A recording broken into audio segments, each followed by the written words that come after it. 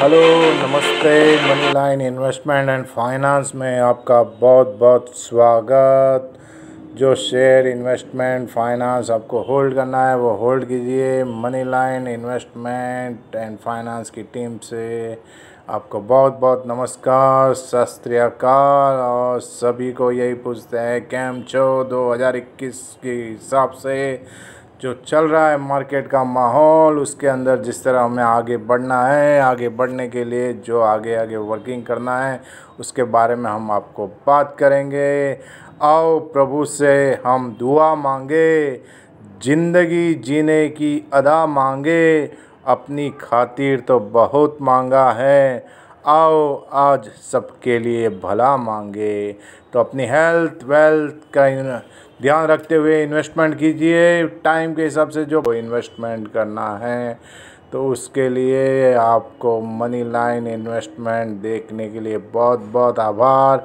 आपको हमारा money line investment यही बताएगा कि आप कैसे ग्रोथ कर सकते हैं, आप अपने पैसे को कैसे डेवलपमेंट विकास में लगा सकते हैं और उसको विकास करके आप अपने पैसों का कैसे ग्रोथ पाके सेटिस्फाइड होके लाइफ बिता सकते हैं। तो इस तरह आपका जो फंड है उसको बढ़ाइए।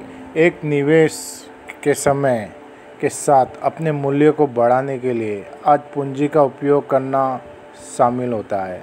एक निवेश के लिए समय, धन, प्रयास आदि के रूप में काम करने के लिए पूंजी लगाने की आवश्यकता होती है, ताकि भविष्य में मूल रूप से लगाए गए भुगतान की तुलना में अधिक भुगतान की उम्मीद की जा सकती है।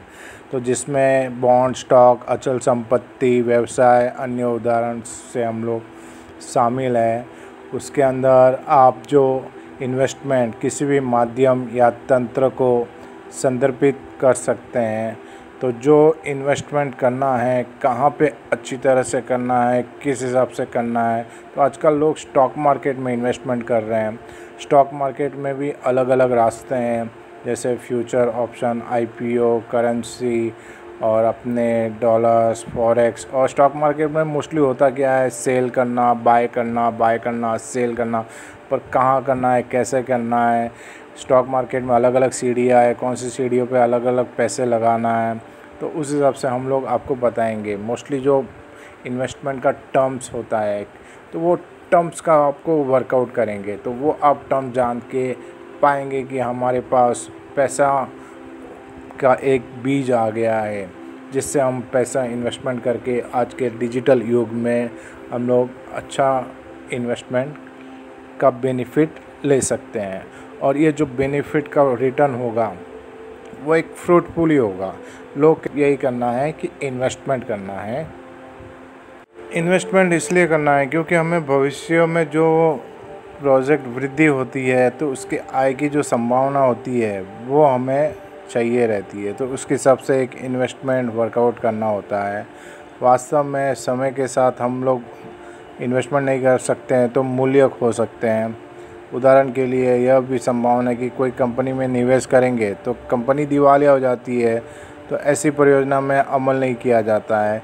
यह प्राथमिकता तरीका है। बचत को निवेश से अलग किया जा सकता है। बचत भविष्य के उपयोग के लिए धन जमा कर रही है और इसमें कोई जोखिम नहीं है, जबकि निवेश संभावित भविष्य के लिए लाभ के लिए धन का लाभ उठाने का कार्य करते हैं और इसमें कुछ जोखिम होता है, जैसे कि आर्थिक निवेश होता है। किसी देश या राष्ट्र के भीतर आर्थिक विकास निवेश से संबंधित होता है। जब कंपनियां और अन्य संस्थाएं ध्वनि व्यापार निवेश प्रथाओं में संलग्न होती है तो इसका परिणाम आमतौर पर आर्थिक विकास में होता है। उदाहरण के लिए यदि कोई इकाई माल के उत्पादन में लगी है तो वो एक नए उपकरण का निर्माण करती है, तो उसमें कम से कम अधिक माल उत्पादन करने की अनुमति देते हैं। इससे व्यवसाय के लिए माल कुछ उत्पादन बढ़ जाएगा तो दूसरी संस्थाओं की गतिविधियों से उसमें वृद्धि का कारण बन सकता है। तो इस तरह शेयर मार्केट है, तो शेयर मार्केट में जो इन्वेस्टमेंट करते हैं तो मोस्टली हम लोग देख रहे हैं 2002 की जो कंपनियां थी, जैसे हमारे 737 रुपये पे थी, आज वो 80,000 रुपये पे है। भारत रसायन 18 रुपये पे थी, आज वो 13,000 के भाव पे है। आइसर मोटर्स जो 2.5 रुपये का एवरेज पे थी, वो आज 2,500 पे है। तो इस बीएससी और एनएससी में आज जब हम बात करेंगे वो है कंपनी ब्रिटानिया के बारे में। ब्रिटानिया जिसका स्लोगन है eat healthy think better, eat healthy think better. ये कंपनी जो है कलकत्ता में रजिस्टर्ड है, कलकत्ता से ऑपरेट करती है, पूरी वर्ल्ड वाइड चल रही है। और कंपनी के जो चेयरमैन है नुस्ली एन वाडिया अभिजीत देव डायरेक्टर है, और इसके managing director Varun Berry, J N Wadia दूसरे डायरेक्टर, और Keki Dadiseth, Ness Wadia, Y S P Thorat, Ajay Puri ये दूसरे डायरेक्टर है। तो ब्रिटानिया तो आपको पता ही है, बिस्किट की जानी मानी कंपनी इंडिया की है, जो कंपनी 100 साल से भी पुरानी कंपनी है और 100 साल से चल रही है। कंपनी 1918 यानी 1918 में ये रजिस्टर्ड हुई है, और ये कंपनी जो है 1913 से ये बिज़नेस कर रही है। Cashew, colonel's, marine product, general merchandise items वगैरह। फिर 1921 से फिर कंपनी आगे बढ़ी, और कंपनी ने फिर 1921 में उन्होंने सर्टिफिकेट पाया मशीनरी वगैरह का, जो फर्स्ट बिस्कुट कंपनी इंडिया की बनने के लिए। और उन्होंने एक गैस ओवन प्लांट लगाया, और फैक्ट्री उन्होंने कसार पायर रोड मुंबई में स्थित किया। और फिर बाद में उन्होंने यूके की सब्सिडरी ली Peek Frean and company limited की, उसके साथ मैन्युफैक्चर करने लगे। और फिर इन्होंने 1951 में जो शेयर लाए थे, वो शेयर के ऊपर 1:1 का इन्होंने बोनस दिया। और फिर 1952 में इन्होंने कलकत्ता में उनकी फैक्ट्री शिफ्ट की दमदम में। और फिर बाद में उसके बाद 1955 में उन्होंने वापस बोनस दिया। फिर बाद में 1961 में मुंबई में और एक उन्होंने बेकरी का प्लांट सेटअप किया। और इस तरह कंपनी ने 1966, 68, 60, 70, 77, 78 हर टाइम उन्होंने बोनस दिया।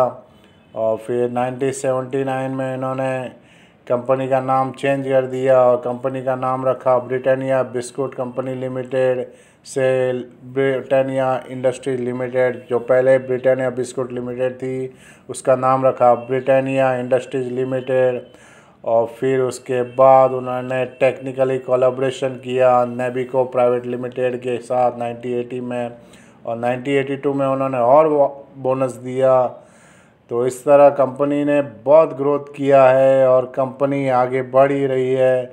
और कंपनी का जो मैनेजमेंट है एफएमसीजी में नंबर 1 नाम कमाया है। और ये आज की तारीख में कंपनी जो है, इसका शेयर 3,700 के आसपास चल रहा है, और ये शेयर बहुत अच्छा ग्रोथ कर रहा है।